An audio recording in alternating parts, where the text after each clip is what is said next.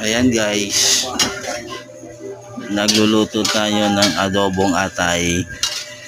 Atay ng manok.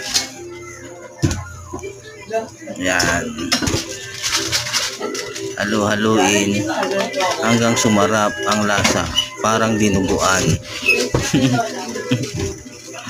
At nagdagdag ako ng konting panimpla para sumarap naman ang lasa.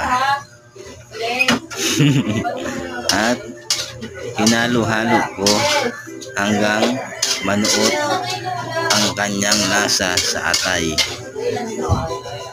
Good to mga guys, pampasarap ng buhay.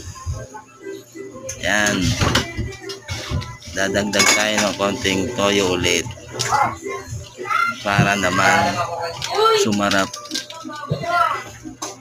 Ayan, malapit na rin siya maluto. Thank you.